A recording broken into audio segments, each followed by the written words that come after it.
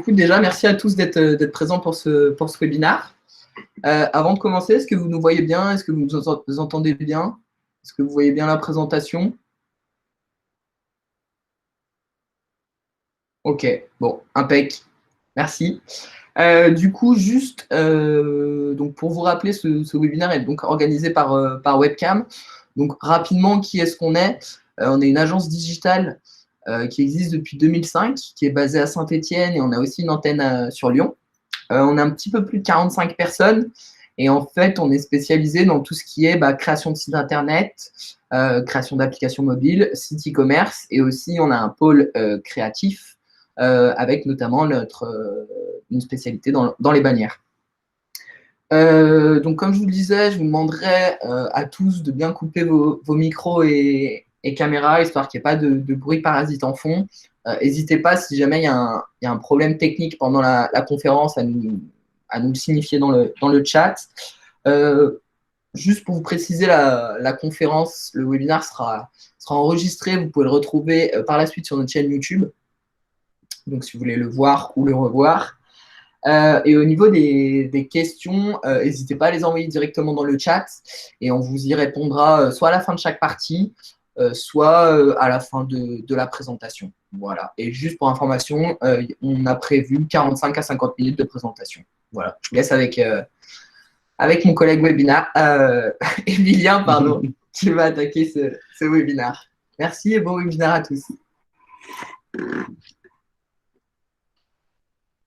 Bonjour à tous. Du coup, comme Thomas John vient de le dire, donc moi je suis Emilien Poyard. Donc je travaille au sein de l'agence Webcam depuis bientôt un peu plus de 4 ans. J'ai attaqué en tant que développeur web et par la suite j'ai évolué pour passer sur un poste de gestion de projet depuis un peu plus de 2 ans. Et notamment sur tout ce qui est la partie gestion de projet campagne média. Donc du coup, au niveau du webinaire d'aujourd'hui, ce que nous allons voir ensemble, dans un premier temps, c'est qu'est-ce qu'une campagne média, qu'est-ce qui la compose, les éléments qui en font partie. On va aborder aussi ensemble comment se déroule un process de création de projet campagne média et voir ensuite les évolutions qui peuvent être possibles, comment on peut aller plus loin. Donc, par rapport au sujet d'aujourd'hui, le contenu est assez dense, donc je vais essayer d'être synthétique, de ne pas trop aller dans le détail sur certaines parties. Comme l'a précisé Thomas Jones, si vous avez des questions, n'hésitez pas à les indiquer dans le chat. On essaiera d'y répondre à la fin de chaque grande partie quand le sujet est concerné. Sinon, il y aura un temps qui sera prévu à la fin pour voir ensemble les différents points. Alors, dans un premier temps, qu'est-ce qu'une campagne média? Donc, une campagne média, ça correspond tout simplement à une campagne publicitaire qui est orientée pour des supports web. Même principe qu'une campagne pub que vous pouvez voir dans la rue avec des affiches ou des impressions. C'est la même chose, sauf que c'est uniquement dédié pour des supports web. Donc, qui est concerné par les sujets campagne média? Eh bien, j'ai envie de dire tout le monde. C'est-à-dire, ça peut être aussi bien être une marque, une agence, mais également des freelances ou des indépendants. N'importe qui a envie de faire de la publication, une publicité web. Donc, à quel endroit, comme je l'ai indiqué, c'est sur différents canaux web et Internet. Vous avez sûrement dû en voir passer au cours de votre navigation que vous pouvez avoir sur différents sites et différents réseaux sociaux. Alors, pourquoi mettre en place une campagne média? À quel moment on peut en avoir besoin?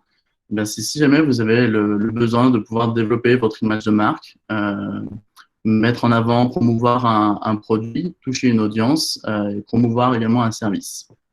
Et le but premier d'une campagne média, ça va être de générer du trafic.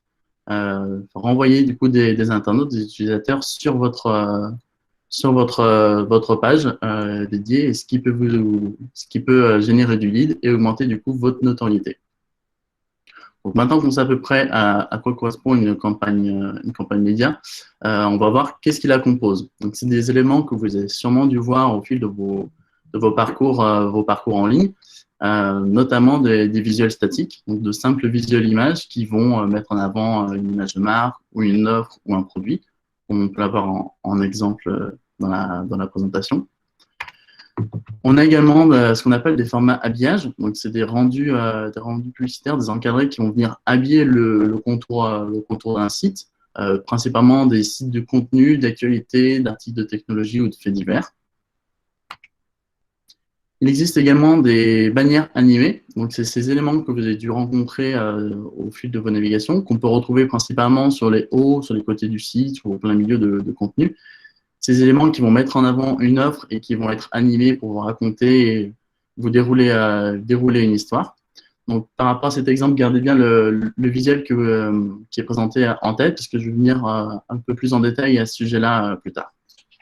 Je crois que la caméra frisée, si tu peux juste désactiver ou réactiver ta caméra. Ah bon. Ouais. Est-ce que c'est tout bon? Ouais, je pense que c'est bon.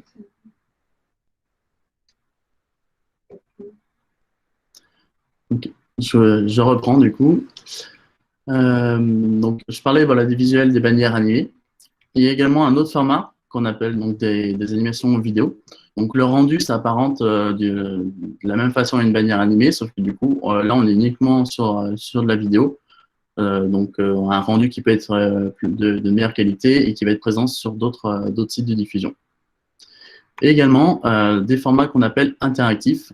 Ça correspond à ces petits formats sur lesquels vous êtes déjà prêté au jeu, qui peuvent vous inciter à venir gratter un élément pour découvrir une offre ou à réaliser ou réussir un mini-jeu pour voir la suite et du coup vous inciter à en voir un peu plus.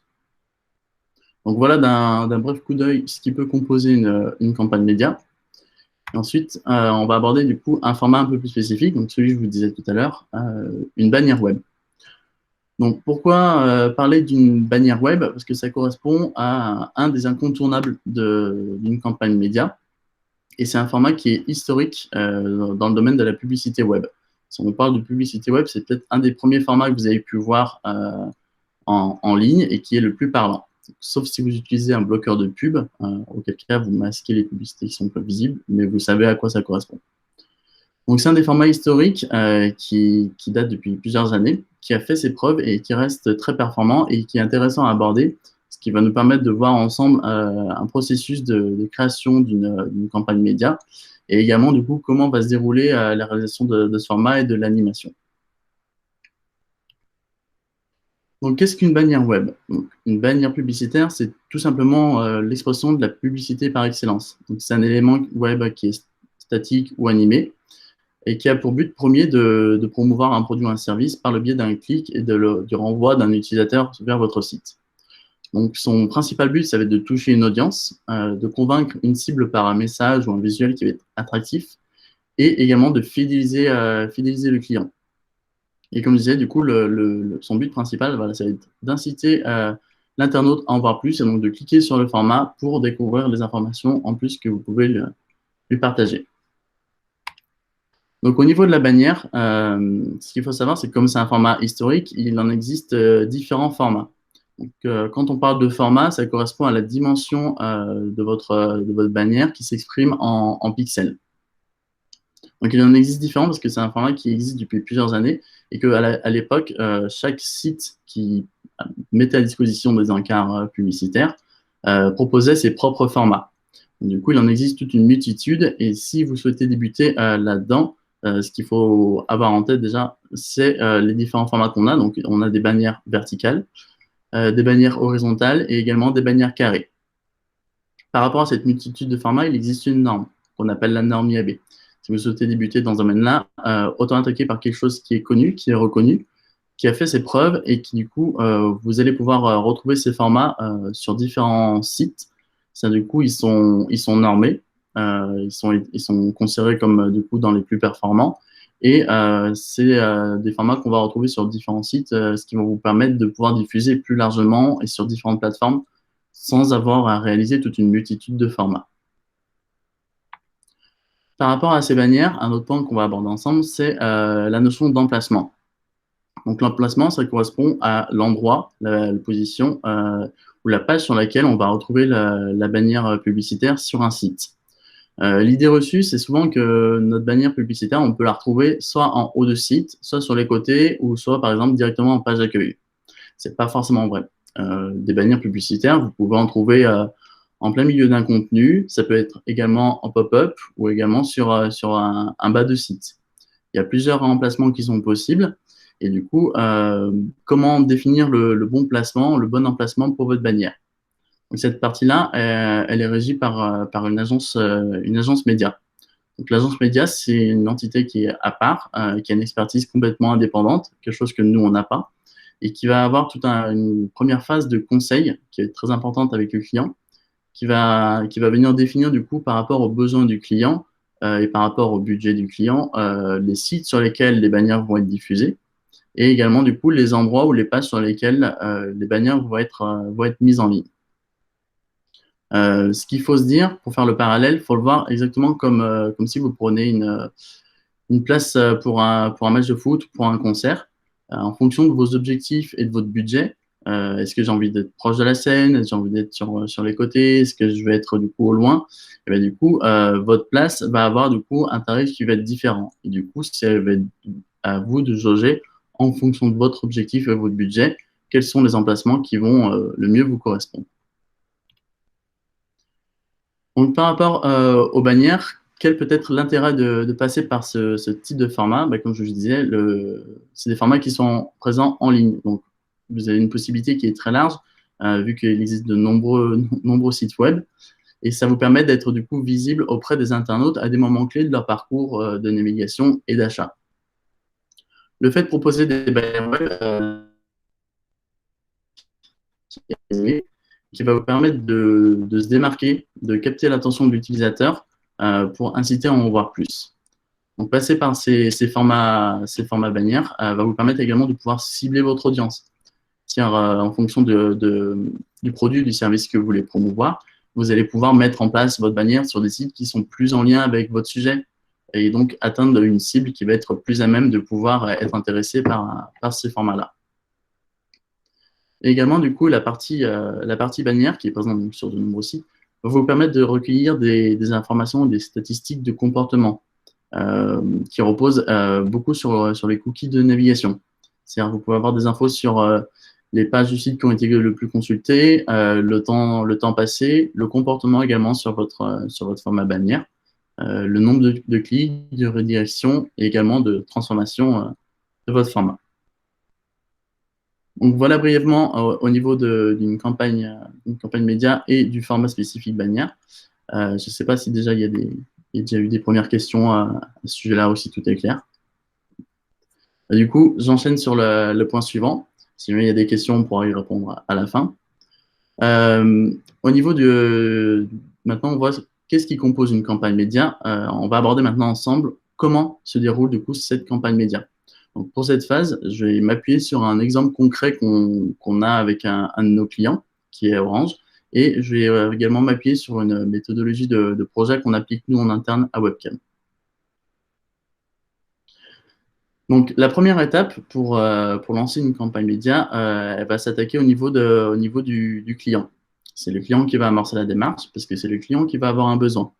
Et du coup, il doit en premier lieu donc vraiment définir son besoin, qu'est-ce qu'il a envie de mettre en place, et du coup s'entourer des bons partenaires. Comme tout à l'heure, du coup, je vous spécifiais qu'il y avait une entité qui s'appelle une agence média qui a pour rôle du coup de diffuser, de mettre en ligne et de recueillir les infos sur les analyses de ces formats. Ben, du coup, le client va se mettre en premier lieu en relation avec l'agence média. En fonction de son besoin, de son budget, ils vont établir du coup les formats qui vont être les plus pertinents, les formats à produire, les sites sur lesquels il va les diffuser. Et du coup, il y a toute une phase de conseil et de recommandations qui vont se faire entre les deux pour établir un brief.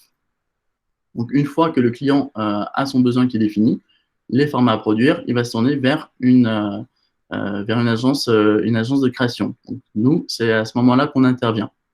Donc, ce qu'il faut savoir, c'est que ce n'est pas forcément un schéma qui est commun. Parfois, certaines agences médias ont également cette compétence en interne.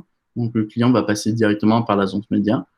Auquel cas, il peut passer du coup par d'autres entités comme nous.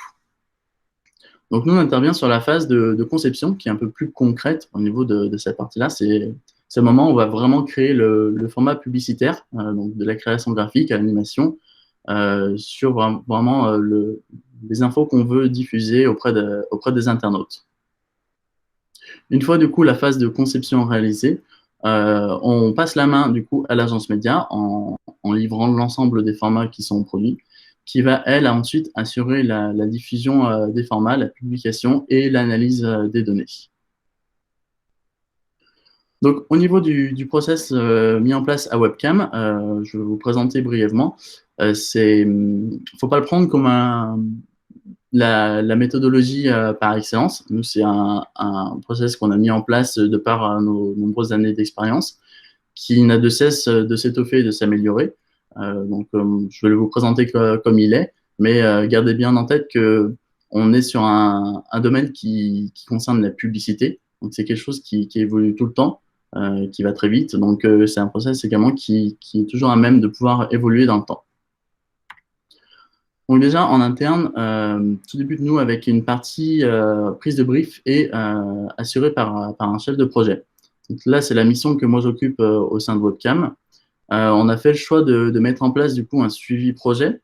Certes, on peut penser que ces formats, ces campagnes pub sont des formats qui sont très courts, très brefs. Il est vrai, mais cependant, ce sont beaucoup des demandes qui sont assez dans l'urgence, des demandes qui vont tomber au dernier moment parce qu'il y a besoin de promouvoir, de lancer une opération. Et du coup, c'est aussi des sujets qui vont tomber de façon assez nombreuse. Donc, du coup, afin d'assurer une livraison et un rendu de qualité pour chaque sujet, il est nécessaire d'avoir un petit vernis de gestion de projet pour avoir un bon suivi en interne et un bon échange client et être sûr que tout se déroule de la bonne façon.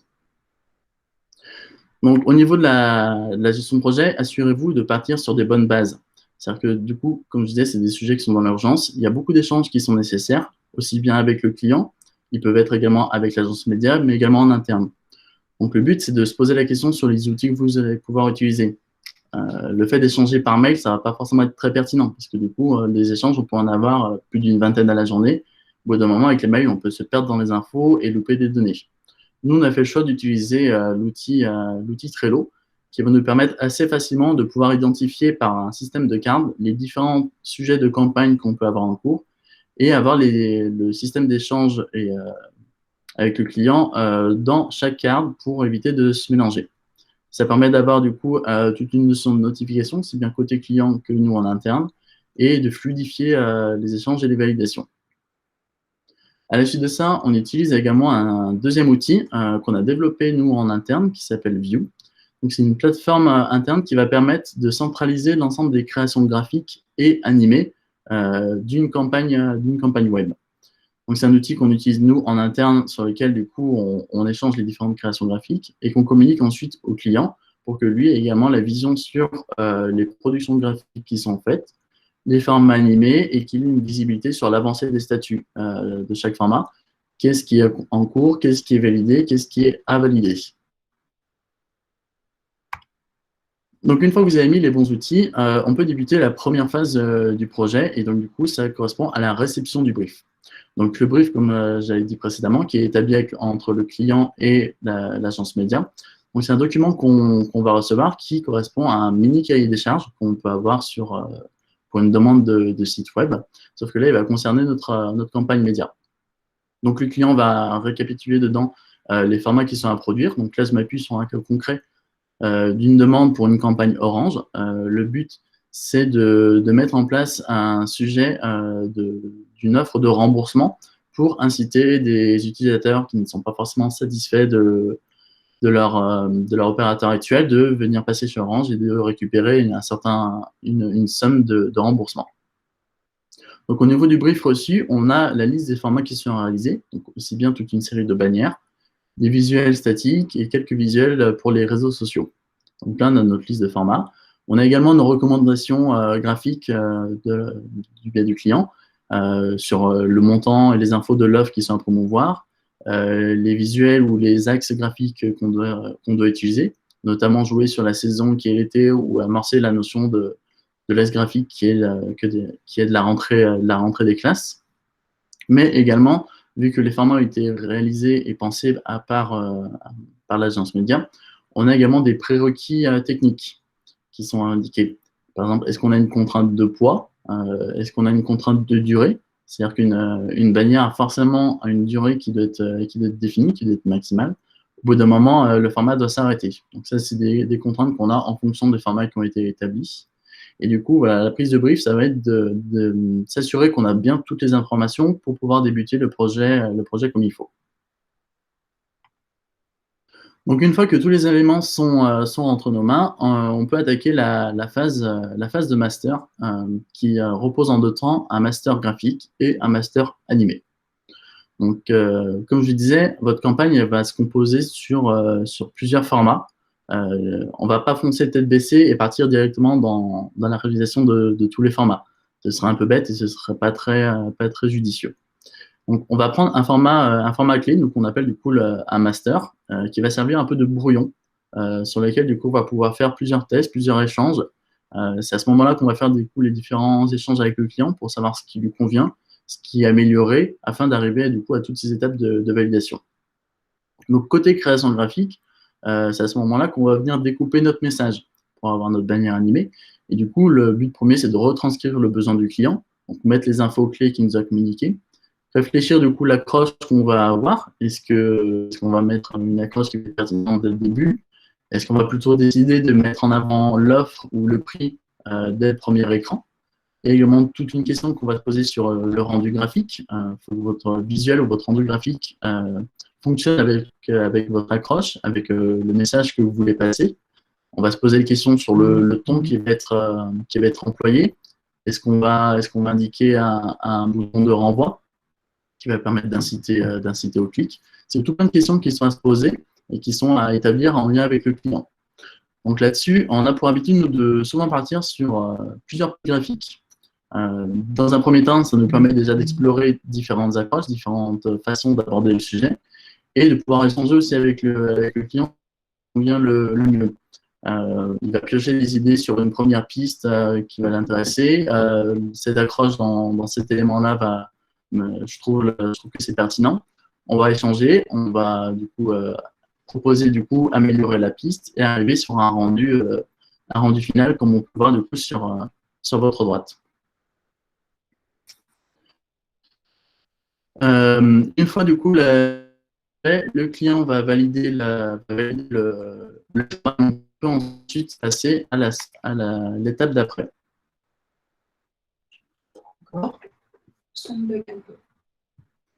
Donc l'étape suivante, ça va être la phase d'animation. Au niveau de la phase d'animation, ça va être de reprendre le rendu graphique qui a été validé et de venir l'animer pour faire une animation qui va être fluide. Donc cette phase, elle est réalisée, nous, en interne par le biais d'un développeur. Ça nous permet d'avoir la main sur le code, de pouvoir proposer tout un panel d'animation plus varié.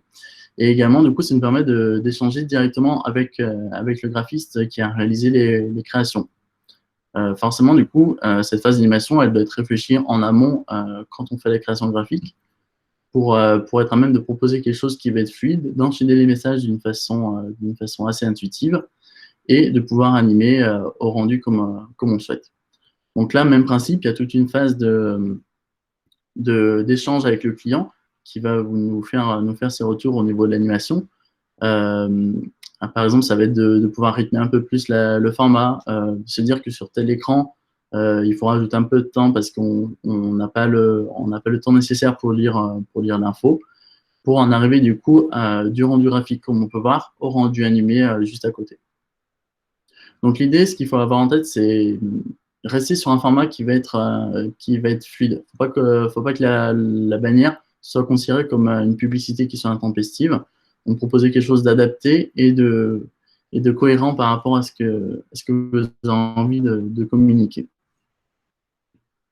Donc là, même principe, une fois que le client a validé, votre master est validé et on peut ensuite passer à la phase de déclinaison, c'est-à-dire la réalisation de l'ensemble des autres formats qui sont présents dans le brief. Et donc, cette phase de déclinaison se déroule de la même façon. On attaque dans un premier cas par les déclinaisons graphiques. Donc là-dessus, c'est les déclinaisons donc, des formats bannières, mais également de formats statiques. Donc, on va beaucoup jouer sur de l'adaptation, de la réorganisation d'éléments, mais l'idée, c'est que vous avez votre master qui est validé. Donc, on va garder cette trame qui correspond au client, parce que du coup, c'est quelque chose qui lui convient. Donc, l'idée, c'est de s'adapter, disposer les éléments d'une autre façon, garder les mêmes messages. On n'a pas besoin du coup de raccourcir ou de trop épurer le format, il faut qu'on reste sur la même trame. Et dans le cas de visuels qui sont statiques, l'idée, ça va être de venir sélectionner les infos clés que vous allez mettre en avant, parce que comme on est plus sur un format qui est animé, vous avez donc moins de place pour mettre ces infos. Donc là, il y a toute une phase de réflexion, d'échange avec le client pour déterminer ce qui correspond. Même principe, une fois que les déclinaisons graphiques sont validées par le client, on enchaîne avec la phase d'animation de nos déclinaisons. Donc on repart de notre base de notre master animé. On va garder la même trame, le même rythme pour proposer le même rendu, pour une campagne qui soit cohérente. On va beaucoup jouer sur de l'adaptation. S'il y a par exemple un élément sur un format horizontal, sur un format vertical qui vient de gauche à droite, sur un format horizontal, on va le faire venir de haut en bas. Donc là, pareil, une fois que tous nos formats animés sont réalisés, on repasse par un process de validation auprès du client afin de s'assurer que tout est bien conforme. Une fois l'ensemble de nos formats réalisés, il est nécessaire d'avoir une petite passe de contrôle qualité. Donc, aussi bien sur le contenu, le rendu qui est produit, que ça correspond bien aux besoins du client, mais également, du coup, par rapport à nos prérequis techniques en amont. Si on avait une contrainte de poids, une contrainte de durée, des spécifications un peu plus poussées par rapport à la plateforme de diffusion, il est nécessaire de s'assurer que tout ce qu'on va livrer correspond bien au brief établi. Également, pour s'assurer que tous ces formats soient bien conformes, suivant la plateforme de diffusion utilisée, il existe des outils en ligne qui vont vous permettre de faire cette validation de façon un peu plus simple. Une fois que tout est bien conforme, on peut ensuite passer à la phase de livraison, soit auprès du client, soit directement auprès de l'agence média, qui va prendre le relais pour diffuser et mettre en ligne l'ensemble de ces formats. Donc voilà au niveau du process de la réalisation d'une campagne média. Gardez en tête que c'est quelque chose qui peut s'adapter. Admettons que vous avez déjà une campagne pub qui existe au niveau print, et ben vous pouvez très bien décider de la basculer sur des formats web. Vous avez déjà l'existant. L'idée, ça va être de retravailler, d'adapter du coup pour des formats web. Et le process va reprendre sur la même façon. On va faire des premiers rendus graphiques et ensuite, on va passer aux autres étapes. Même principe à l'inverse. Vous avez déjà votre campagne web, vous voulez l'étendre sur d'autres formats, mettons du coup print ou vidéo, et bien vous avez déjà toute une base qui est existante. Essayez d'avoir une campagne qui soit cohérente, garder les mêmes rendus, les mêmes messages, et du coup, le fait de pouvoir l'étendre sur d'autres formats, ça va vous permettre d'être présent à d'autres moments clés de la vie, du parcours d'un utilisateur.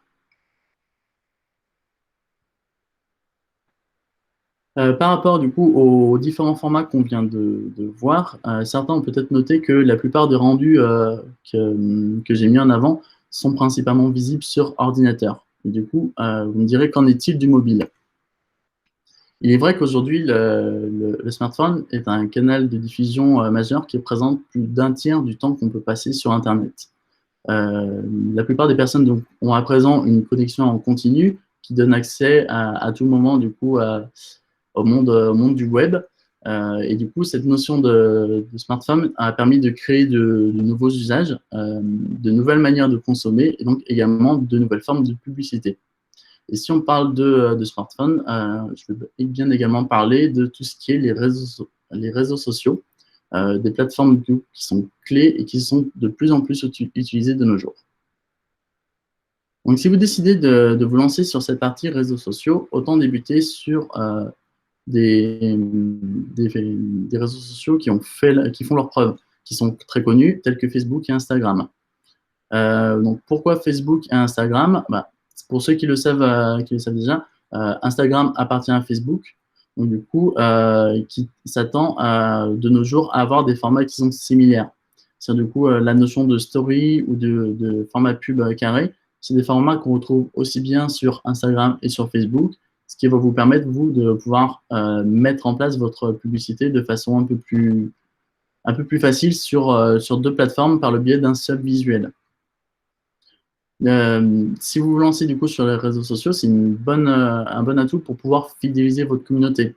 Vous avez la possibilité de publier du contenu un peu plus spécifique par le biais de votre page, qui va être visible pour les personnes du coup qui suivent votre page, pour venir créer du lien avec eux.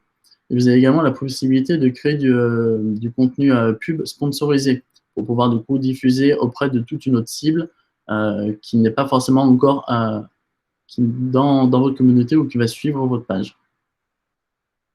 Donc, ce qu'il faut savoir également par rapport à la bannière web classique, c'est que là, on est vraiment sur une plateforme, donc les réseaux sociaux. C'est-à-dire, du coup, vous avez accès à beaucoup plus d'informations sur les personnes qui vont consulter les formats. Parce que du coup, forcément, les personnes ont des comptes, elles ont des informations qui sont renseignées sur leur profil. Elles ont également à suivre certaines pages, et donc vous pouvez en établir du coup des centres d'intérêt. Donc, en fonction de la publicité que vous voulez diffuser, eh ben, vous êtes plus à même de pouvoir pousser une pub sur des personnes qui sont sur certains centres d'intérêt que d'autres, et donc proposer quelque chose de plus adapté pour les internautes. Donc, par rapport à Facebook et Instagram, si jamais vous décidez de vous lancer dessus, je vais vous partager quelques petits tips, quelques astuces. N'hésitez pas à utiliser la preuve sociale, à impliquer les utilisateurs. Dites-vous que vous êtes sur un format, un réseau, une plateforme qui est spécifique. Vous pouvez donc choisir le ton que vous voulez adapter, que vous voulez employer par rapport au message que vous voulez communiquer. Trouvez un message d'accroche qui soit très pertinent, un wording assez impactant dans votre visuel. Et dites-vous que votre visuel peut être accompagné également de texte par rapport au post. Donc, venez équilibrer les infos que vous voulez mettre. Mettez plutôt le détail dans votre contenu post et limitez votre texte sur votre format visuel.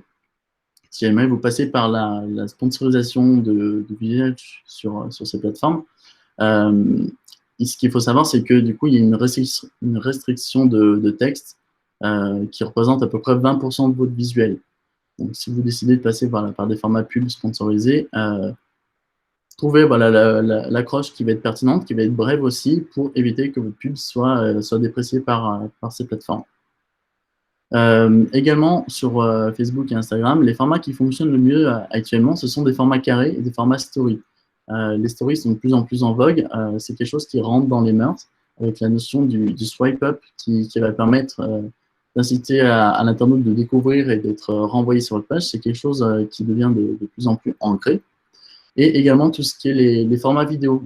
C'est des formats qui sont plus pertinents parce que du coup, il y a une notion d'interaction, de côté dynamique. C'est ce qui va permettre d'interpeller l'œil de votre utilisateur. Prenez l'exemple que quand vous êtes sur votre smartphone, vous défilez votre fil d'actualité, vous allez très vite. Donc, il faut avoir en tête que vous avez moins d'une seconde pour capter l'attention de l'internaute, pour faire en sorte qu'il s'arrête un peu plus longtemps sur votre format et qu'il découvre les informations que vous avez à lui dire.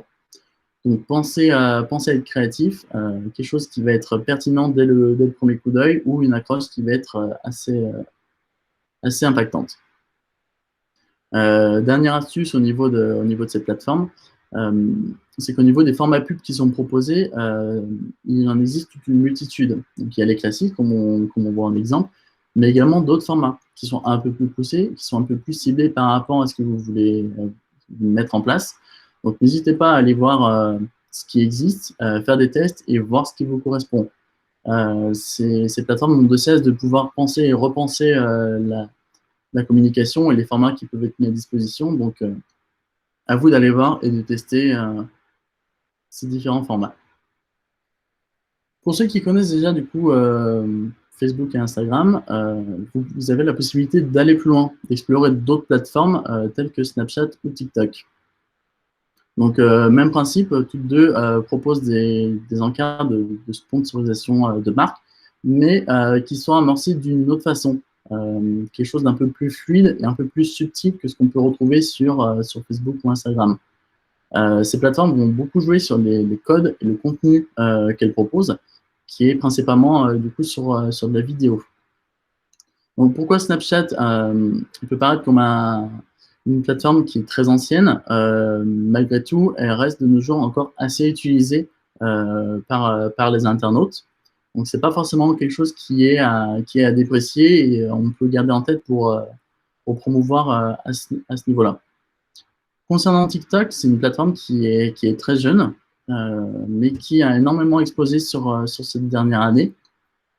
Et par rapport aux idées reçues qu'on peut avoir, il y a 1 an de ça, elle était principalement utilisée par des personnes, une communauté très jeune, principalement en dessous de 18 ans.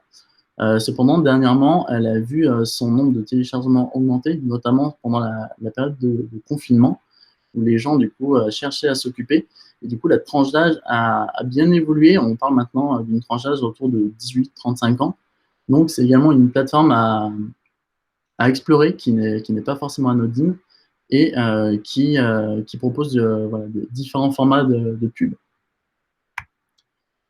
Donc, pareil, quelques astuces si jamais vous avez décidé de vous lancer sur cette plateforme.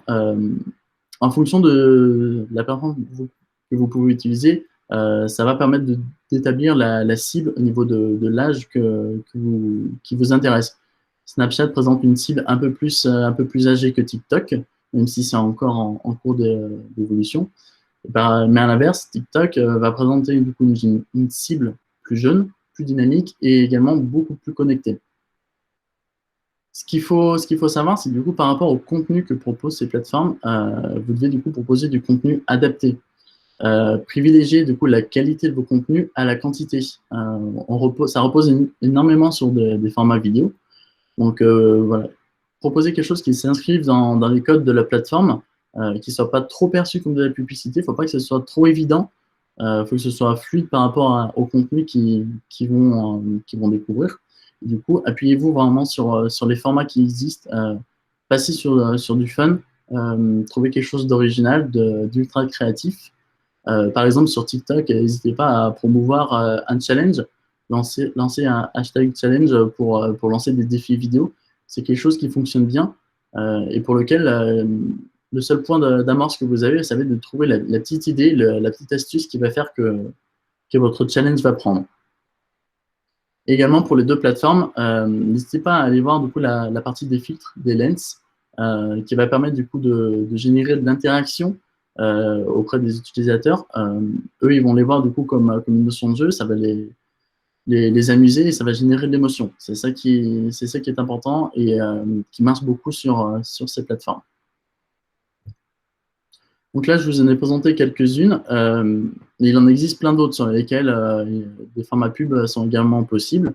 À vous d'aller voir ce qui existe, ce qui se fait, ce qui se propose, ce qui peut correspondre du coup à vos attentes et à vos besoins. Faut pas se cantonner à ce qui est le plus connu. Il y a plein d'autres plateformes qui existent. Il ne reste plus qu'à vous de les découvrir.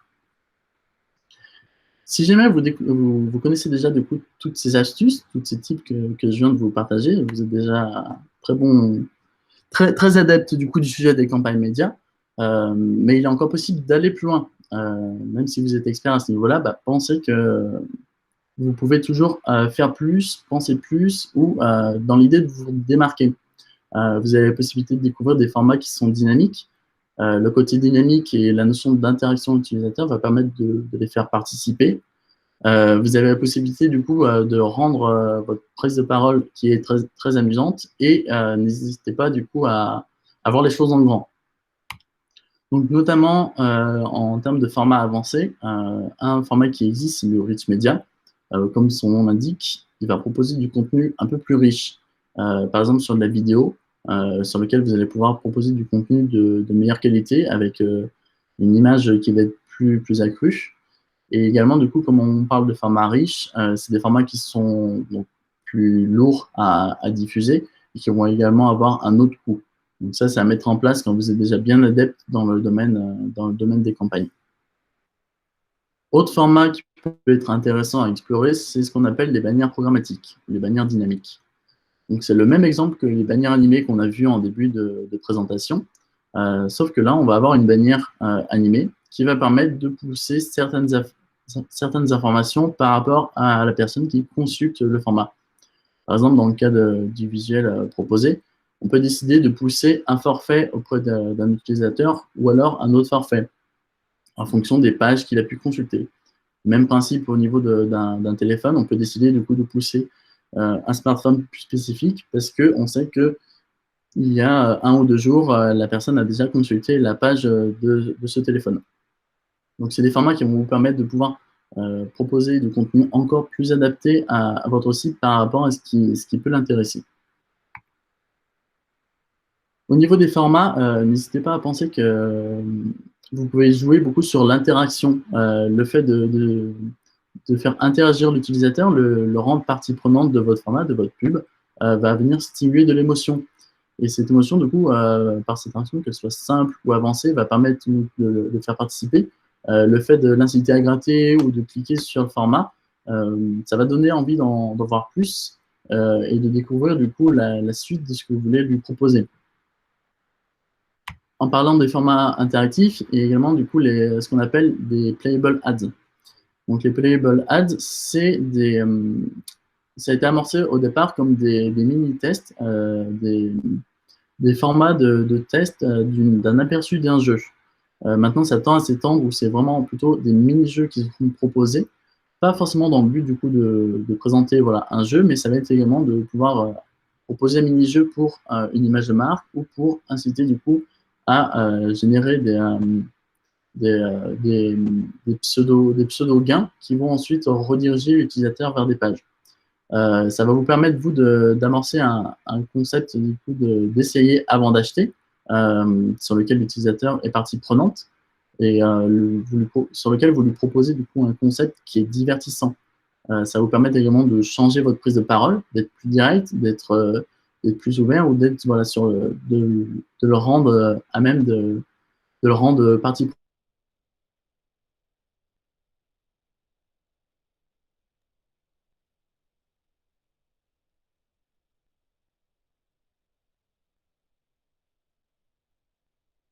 prenante de ce format.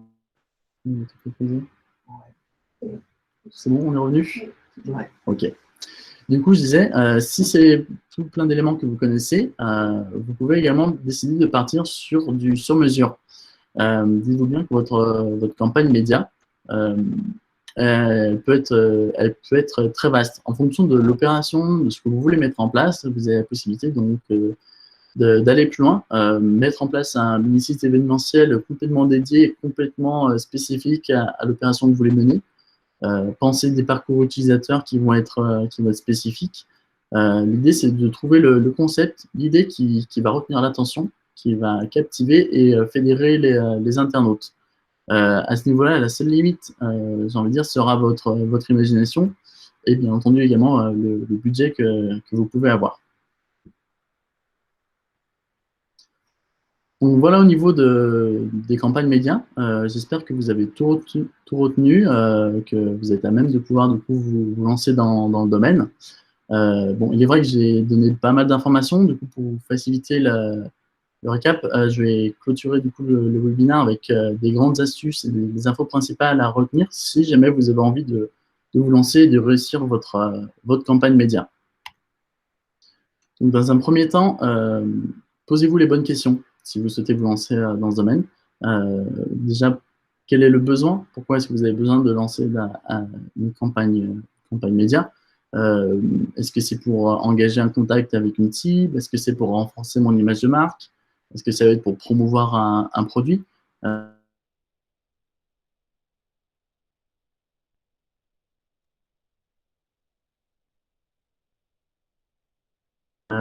L'idée, voilà, c'est...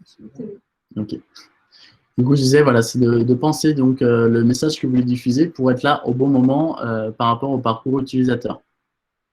Posez-vous les questions aussi au niveau de la cible et des personnes auprès de qui vous voulez diffuser, les infos que vous voulez récolter, et également du coup les différents canaux de diffusion que vous allez utiliser. Est-ce que vous allez plutôt partir sur la bannière web? Est-ce que vous allez plutôt axer votre communication sur les réseaux sociaux? Si vous débutez, commencez par petits morceaux. Voyez ce qui fonctionne et ce qui prend, adaptez-vous et allez un peu plus loin pour trouver d'autres amorces. Pensez bien que vous devez également vous démarquer. Comme je vous dis, du coup, le web est un monde qui est très vaste. Vous n'êtes pas les seuls à être présents dessus. Vous avez forcément de la concurrence. Donc l'idée, ça va être d'interpeller la personne pour qu'elle soit plus à même de pouvoir voir votre format, ce que vous avez envie de lui dire, de lui raconter. Là-dessus, ça va beaucoup jouer sur le côté créatif que vous allez pouvoir amorcer. N'hésitez pas du coup à bien penser votre message, le ton que vous allez utiliser. Est-ce que vous allez vraiment engager l'utilisateur? Prenez quelque chose qui va être assumé, qui va être en lien avec votre image, et également le visuel ou le format que vous allez proposer. N'hésitez pas du coup, si vous passez sur des formats animés, à raconter une histoire. Faites votre storytelling, déroulez voilà, une petite présentation auprès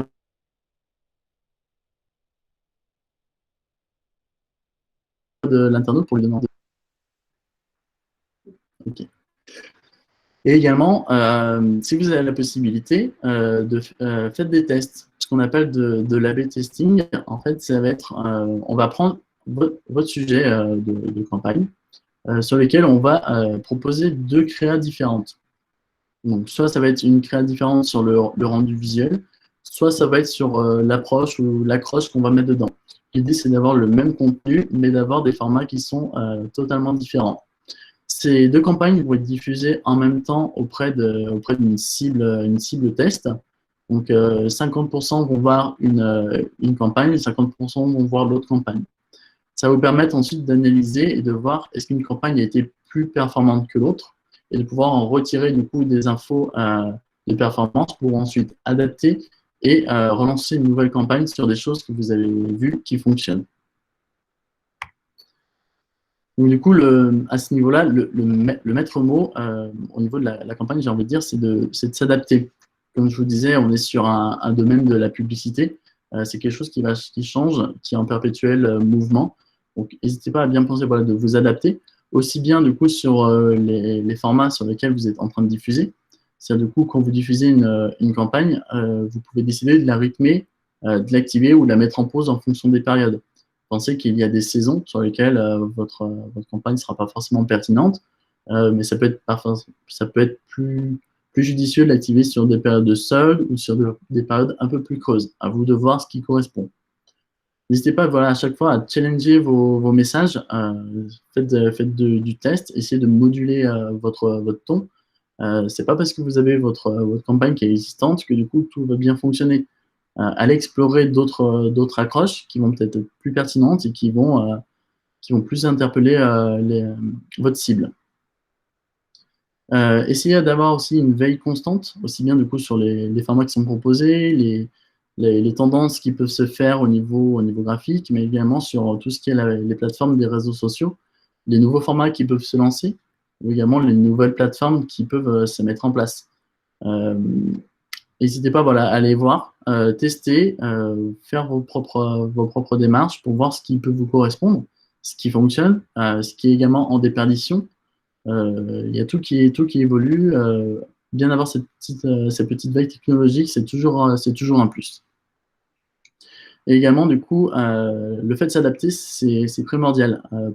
Par rapport au contexte actuel sur lequel qu'on vient de vivre, la période de confinement, beaucoup de marques ont dû s'adapter en urgence par rapport à ce contexte actuel. Je prends l'exemple des agences de voyage qui ont été dans la nécessité de couper leur campagne de publicité, ce qui n'était pas forcément pertinent de proposer des voyages pour auprès des personnes qui sont confinées. Là-dessus, du coup, ça va générer un bad buzz, une image de marque qui va être dépréciée, et forcément, du coup, il est nécessaire de proposer quelque chose qui va être adapté. Certaines marques ont dû se réorienter, proposer du contenu autre, changer les messages. Certaines ont carrément stoppé leur campagne de promotion, de mise en avant de produits, uniquement pour venir amorcer de nouvelles campagnes qui étaient là pour créer du lien avec les internautes. Et ça, c'est quelque chose qui a été très apprécié durant cette période. La notion de consommation a beaucoup réduit sur cette phase-là. Et du coup, toutes les marques qui ont enclenché une autre façon, générer du lien, de l'attention auprès des internautes, c'est ce qui a beaucoup plu. Donc, soyez en alerte. N'hésitez pas à adapter à chaque fois tout ce qui peut se faire. n'hésitez pas à être agile. C'est le primordial à ce niveau-là. Du coup, on arrive déjà à la fin de ce webinaire sur la partie des campagnes médias. J'espère que je vous ai éclairé et que maintenant vous avez toutes les clés en main pour vous lancer de votre côté. Vous avez toutes les infos. Si jamais vous avez encore des zones de flou, n'hésitez pas du coup à vous entourer des bons partenaires qui pourront vous accompagner dans vos projets.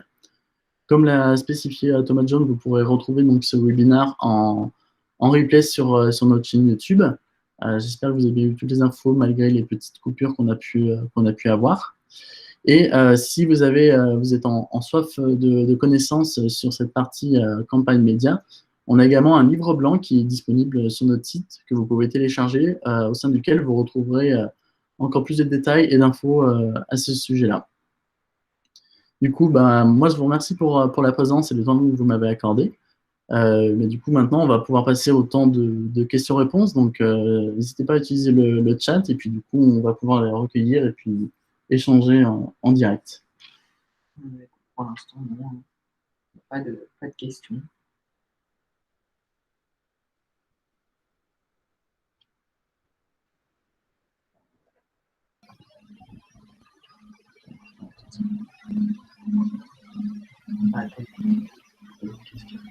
Des questions, toi?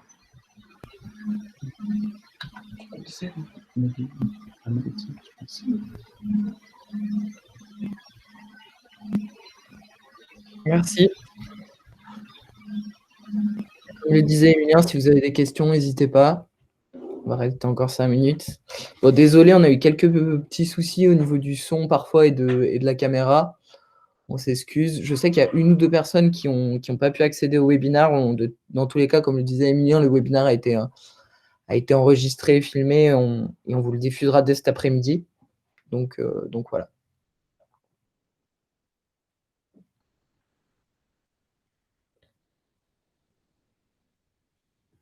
Bon, écoute, je crois qu'on n'a pas de questions. Ah si. Que pensez-vous de LinkedIn?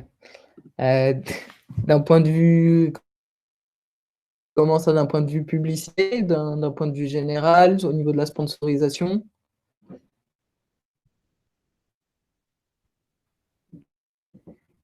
Au niveau de la publicité? Alors, au niveau de la publicité LinkedIn, ça repose principalement sur, comme sur les autres types de plateformes des réseaux sociaux, sur de la création visuelle. Sauf que ce qu'il faut avoir en tête sur LinkedIn, c'est la communauté qui est présente dessus, et non principalement que des professionnels. Donc, du coup, le ton que vous allez pouvoir employer va être différent. C'est-à-dire que le contenu que vous allez proposer doit vraiment s'adapter à cette communauté. Il ne va pas forcément être très pertinent de proposer admettons, des structures qui proposent uniquement voilà, de l'achat de produits. Je vais prendre l'exemple d'une marque qui vend des vêtements. Ce n'est pas une plateforme qui va être adaptée parce qu'elle ne va pas trouver sa cible et ce n'est pas ce que les gens vont chercher du coup sur LinkedIn. À l'inverse, par contre, si vous êtes une entreprise qui cherche à promouvoir du coup ces services, qui va être dans un domaine orienté du coup vraiment professionnel, là-dessus, c'est quelque chose qui peut être intéressant. N'hésitez pas du coup à penser le contenu et le ton un peu plus adapté, professionnel, des visuels qui vont rester de qualité, premium, et pensez du coup le descriptif que vous pouvez mettre en plus ou le renvoi que vous allez faire après vers votre site. Ouais, juste pour compléter, en fait, à contrario des autres réseaux sociaux, c'est vrai que LinkedIn est vraiment un des seuls réseaux sociaux orientés B2B. Et c'est vrai qu'il faut avoir que ça en tête avant de se lancer dans sa création de publicité.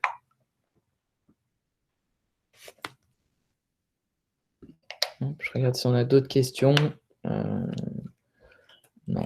Si jamais vous avez des questions qui vous viennent par la suite, n'hésitez pas à prendre contact avec nous. On pourra prendre le temps d'y répondre si besoin. Et comme le disait Emilien, effectivement, on a fait un livre blanc sur ce sujet de la publicité digitale et des campagnes médias qui se trouve sur notre site, donc n'hésitez pas à le télécharger.